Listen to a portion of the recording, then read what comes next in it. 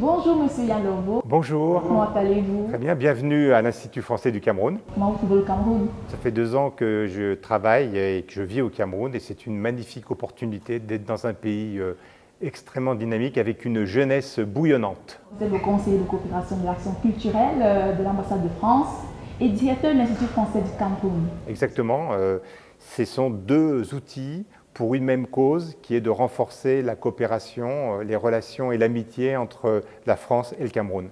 Nous sommes là d'ailleurs pour parler du PISCA. C'est vrai qu'on en a déjà parlé dans cette émission, mais c'est quoi le PISCA? Tout simplement, le PISCA, ce sont les projets innovants des sociétés civiles et des coalitions d'acteurs. C'est une opportunité pour des organismes de la société civile, des associations ou des petites ONG, de pouvoir prétendre à un appel d'offres qui leur permettra de proposer et de réaliser des projets très concrets dans des thématiques différentes dont on parlera tout à l'heure, sur l'ensemble du territoire. En fait, ça a une vocation qui est aussi d'accompagner la structuration et la professionnalisation d'organismes de la société civile qui sont en construction, en émergence. Où êtes-vous parti pour mettre sur pied un tel projet? Vous avez une société civile au Cameroun qui est très développée, qui est particulièrement active et qui répond à un besoin citoyen. Comment aider dans mon village, dans ma ville, dans ma région, comment aider dans mon pays pour donc porter des actions qui soient des actions avec des résultats visibles qu'on peut évaluer et qui soient utiles. Et donc pour cela, il fallait un outil intermédiaire, c'est-à-dire un financement, et du reste c'est un financement de l'ordre par projet entre 50 000 € et 10 à 15 000 euros, qui permettent vraiment à une organisation sur une année de développer un projet du début à la fin, en ayant tout un protocole pour rédiger le projet, en ayant des opérations concrètes et en rendant compte, et finalement en évaluant les résultats. Donc le lancement du PISCA jusqu'à présent, combien de projets avez-vous financés ici? C'est 9 projets par an. Donc sur les 2 dernières années, c'est donc 18 projets. C'est à peu près 400 millions de francs CFA donc pour financer ces différents projets. Et peut-être ce qui est intéressant, c'est que notre appel d'offres, bien évidemment, qui est constitué un dossier de candidature, on a à peu près, en fonction des années, entre 200 et 300 candidats sur tout le pays.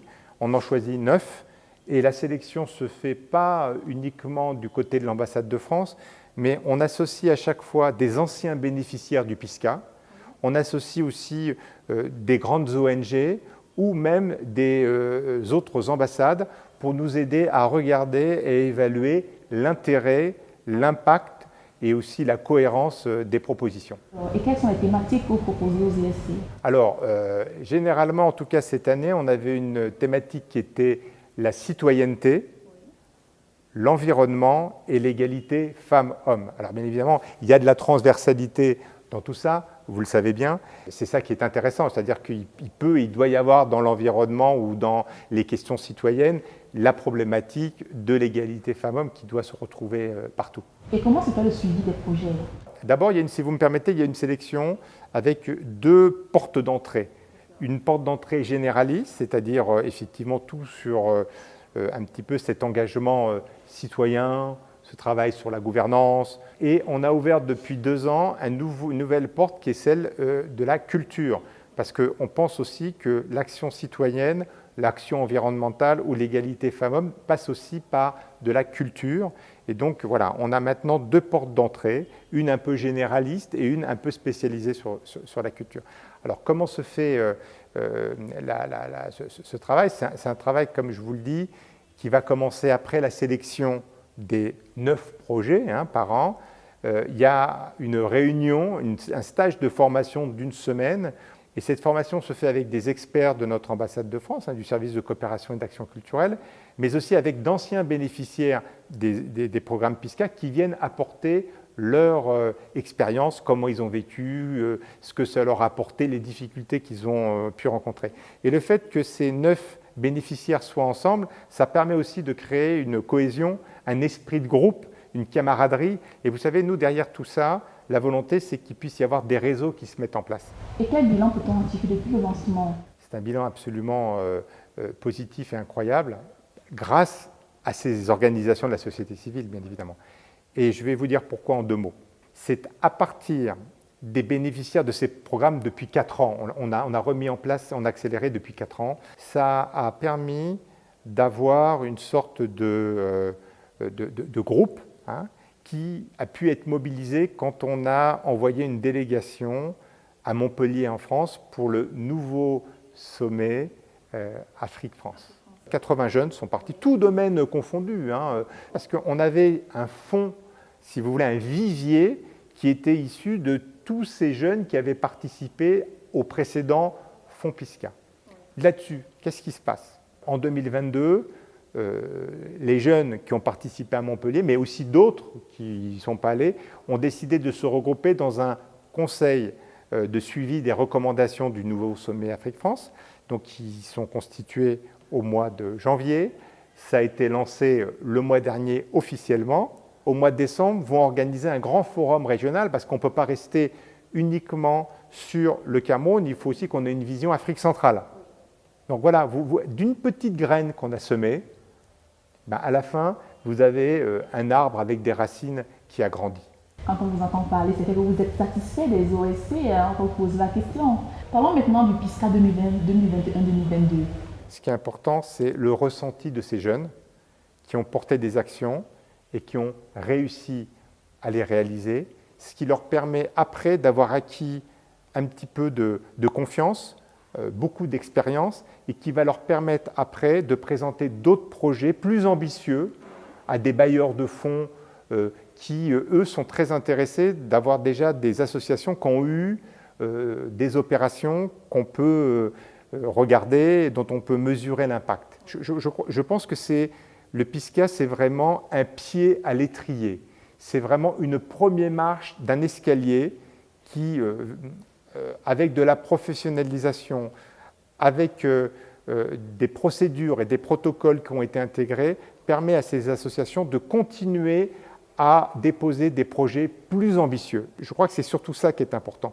Après, nous, avec l'équipe, on se réjouit de voir que les choses se réalisent et que derrière, ça ne disparaît pas, mais qu'au contraire, vous avez tout un groupe aujourd'hui de jeunes Camerounaises et Camerounais qui veulent continuer à être utiles donc, dans leur pays et à leur pays. Parlons maintenant du mode de financement. Est-ce que les projets sont tous financés au même niveau? Je parle de finance, argent. Est-ce que, par exemple, un projet X et un projet Y ont tous droit peut-être à une somme de 20 000 €? Est-ce qu'il y a une somme allouée pour chaque projet ou bien c'est en fonction de l'ampleur, de l'échéance, de la réalisation? On a une gamme de financement qui va de 10 000 € à 50 000 €. Après, ça dépend de la qualité du projet. Voilà. Il y a les guichets culturels qu'on a ouverts qui sont généralement autour de 10 000 et 15 000 € parce qu'on commence, donc on expérimente. Et puis on s'est rendu compte qu'il fallait des projets avec un investissement un peu plus important pour permettre un peu plus d'ambition et de ne pas rester juste sur l'écume de la vague, mais de rentrer dans le vif du sujet. Vous avez dit que vous avez commencé il y a 4 ans. Oui. Alors, le PISCA de 2021-2022, en quoi est-il différent? Est-ce que le budget de financement est-il en progression ou en régression? Non, il est toujours, il est stabilisé, il est en progression parce que c'est une de nos priorités. Et pourquoi c'est une de nos priorités? Parce que ça fonctionne.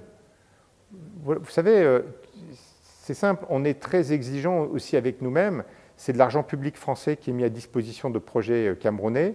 On a décidé depuis l'année dernière d'augmenter un peu les fonds par projet, enfin les fonds pour chaque projet, afin qu'on puisse d'une certaine façon passer un seuil. On est arrivé à un seuil et où on sentait que certains projets manquaient un petit peu de liquidité. Donc en montant à 50 000 €, là on devient sur quelque chose qui est beaucoup plus sérieux. Et vous savez, si on en est arrivé là, c'est que nous, chaque année, on fait évaluer nos projets PISCA. Et le cabinet indépendant qui avait évalué notre travail nous a dit qu'il pensait qu'on devait peut-être faire un peu moins de projets, mais les financer un peu plus. Je peux vous parler concrètement de quelques projets. Il y en a un qui me touche beaucoup. celui qui se passe dans la réserve de Dja, donc on est avec la communauté Baka, et qui fait tout un travail avec cette communauté pour la mise en valeur des produits qui sont des produits qui viennent de l'agriculture, mais plus particulièrement des arbres. Un autre projet qu'on aime aussi beaucoup, c'est un projet qui se passe à Campo. On a tout un projet d'aménagement du parc marin qui se fait donc aussi avec les communautés. Un autre projet que je voudrais vous citer, c'est celui qui est fait avec l'association AFADA. Il est assez original parce qu'il se passe particulièrement dans le nord du pays, mais pas seulement, et qui vise donc dans les chefferies traditionnelles, chez les Lamido, d'introduire des femmes notables. On a aussi un autre projet qui s'appelle, avec l'association Zouria, qui travaille là aussi sur de la prévention aux violences faites aux femmes à travers des radios communautaires en Fufulde.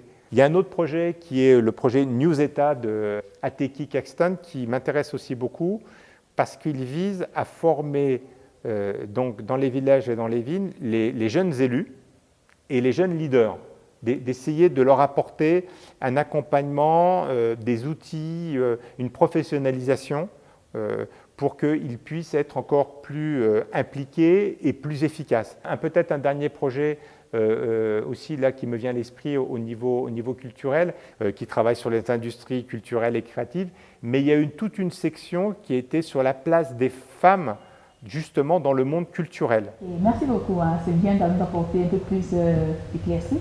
Alors on aimerait savoir comment se passe l'appel à candidature. Ça se passe sur le site de l'Institut français du Cameroun et de l'ambassade de France, ça se passe après dans tous les sites partenaires.